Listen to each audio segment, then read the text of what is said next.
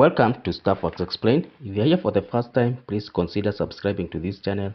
You can also watch other videos that you have done on this channel. In today's video, we'll be talking about the Dongo Kundu gas power project, which is a Kenya's long delayed energy bet.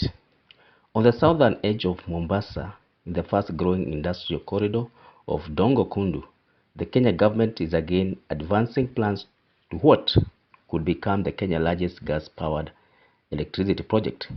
The proposed 375 Kenya shillings billion liquefied natural gas power plant, designed to generate roughly 1,200 megawatts, is being presented as a key pillar in Kenya's strategy to expand electricity supply and support industrial growth. But beyond the announcement, the projections, there lies a more complicated story. This is a project that has been discussed for more than a decade.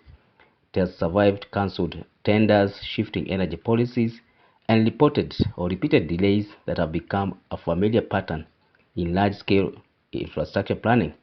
Here, we examine the project from a project management perspective, an infrastructure planning perspective, its objectives, design, financing model, timelines and risks, and places it within the broader Kenya context of energy sector, where major projects often take years to move from concept to construction.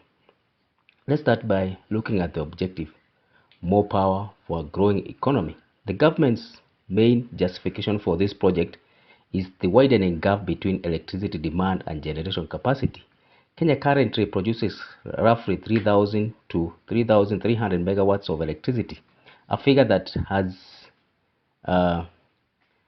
has grown due to demand, and most of it is coming from geothermal and wind energy. However, economic planners say this capacity will not be enough to sustain the country's industrial ambitions. President William Ruto has repeatedly stated that Kenya must increase generation capacity to 10,000 megawatts within the next 5 years if it hopes to power large-scale manufacturing, digital infrastructure, as well as energy-intensive industries. This demand pressure are already visible. Data centers, for example, can require hundreds of megawatts of electricity. Manufacturing zones, logistics parks, and export processing industries add further strain to the grid. For energy planners, gas-fired generation offers one advantage that renewable sources cannot always guarantee: reliable electricity on demand. Unlike solar and wind energy, gas turbine can be ramped up quickly to stabilize the grid during the period of peak demands. So why is the project is being planned for Dongo Kundu? The choice of location reflects government's broader industrial strategy.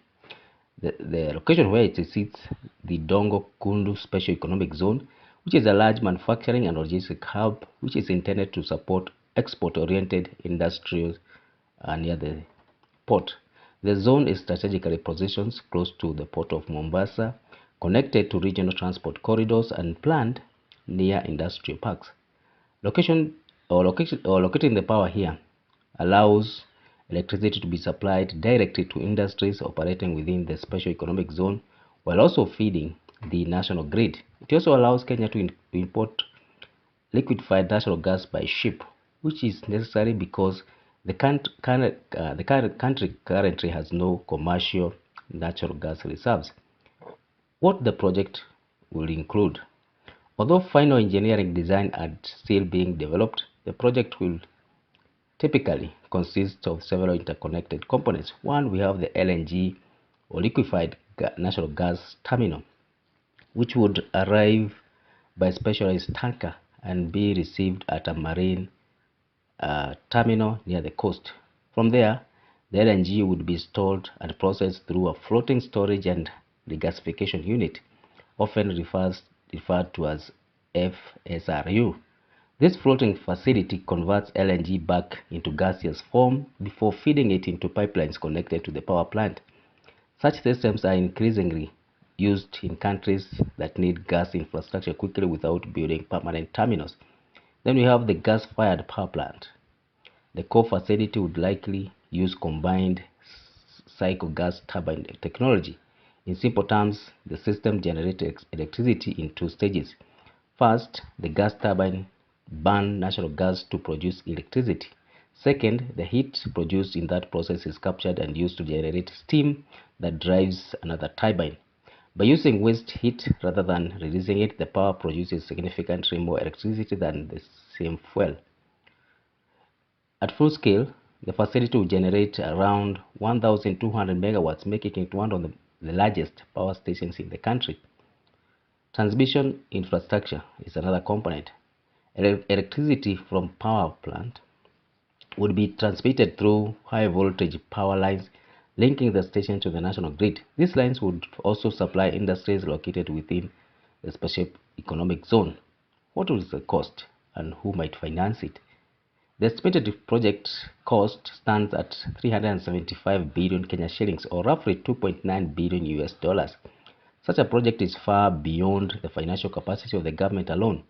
The expected financing model, therefore, involves public-private partnership. In such arrangements, the government provides policy support and guarantees the private sector financing the construction. The electricity is sold through long-term contracts in the national power system. The state-owned generator Kenya Energy Generating Company, KenGen, is expected to play a central role, potentially alongside international investors and development finance institutions.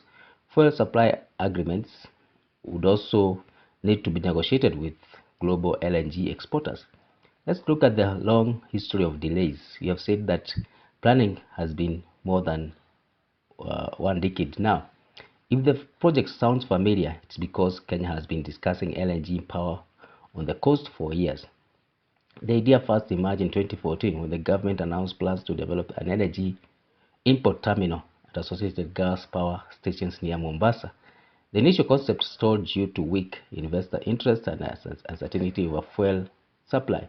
In 2016, the project was effectively shelved. 2 years later, it resurfaced again as demand projection increased. Since then, the government has been repeatedly revising it, expanded, restructured, but construction has never begun. Such delays are not unusual in Kenya's energy sector. Several high-profile projects have spent years in planning stages before either stalling or being cancelled. The proposed coal-fired power station in Lamu is one example. The country's nuclear energy program, overseen by Nuclear Power Energy Agency, has also been under discussion for more than a decade without construction beginning. Let's now look at the regional comparison and raise uncomfortable questions. Kenya's lengthy planning cycle stand in contrast to developments elsewhere in East Africa. In Ethiopia, the government pushed forward the massive Grand Ethiopian Renaissance Dam, completing major construction phases in less than a decade. Tanzania has advanced large natural gas power stations linked to offshore discoveries. It has also finished its hydroelectric power plant, the Julius Nyerere. Uganda, on the other side, has built several hydropower, a large one, in the same period. Kenya, by contrast, often spends years negotiating project structures, financing arrangements, as well as regulatory approvals. In that sense, some analysts increasingly draw comparison with Democratic Republic of Congo, where the enormous Inga 3 Dam hydropower project has been discussed for decades but remains largely unrealized. The concern is not that Kenya lacks technical capacity or investors. It is that projects become trapped in prolonged planning cycles, and this does not augur well. What is the geopolitical context in terms of energy? The push for Dongo Kundu plant also reflects changing global energy realities. Recent disruptions in global energy markets triggered by geopolitical tensions and supply shocks has reminded governments of the importance of energy security. Countries that depend heavily on imported fuel or variable renewable power sources face higher risks during global supply disruptions. For Kenya, diversifying its energy mix with gas is seen as a way to provide stable backup power while renewable capacity continues expanding. What are the risks for this project? Despite the potential benefits, the project carries several risks. First, its fuel dependence. Because the plant would rely on imported energy, electricity prices could become vulnerable to global gas market fluctuations. Second is the financial risk, where the public partnership often involve long-term power purchase agreements that commit governments to buy electricity for decades. If demand forecasts prove overly optimistic, such arrangements or agreements can place significant financial pressure on national power system. Third, implementation risk. Given the sector long history of delays, the biggest uncertainty may simply be whether it will proceed beyond the planning stage. When would construction start? Officials say construction could begin once the financing agreements and technical structures are finalized. For projects of this scale, the period from financial close to commissioning typically ranges between from 4 to 6 years. That means the plant could realistically come online sometimes in the early 2030s, assuming agreements are concluded soon. In conclusion, we can say that the proposed gas-powered electricity project at Dongo Kundu represents an important test for Kenya infrastructure planning system. On paper, it is exactly the kind of project the country needs: a large, reliable power source supporting industrial growth and stabilizing national grid. But its long and uncertain history illustrates persistent challenge. Kenya has no shortage of ambitious infrastructure plans.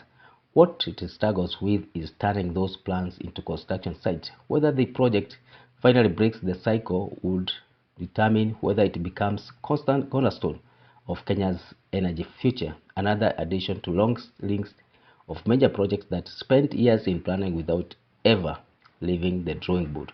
So thank you for reaching this far. If this is your first time here, please consider subscribing to this channel. You can also hit the notification bell so that whenever you upload a new video, you are notified. So let's meet in the next one. Thank you.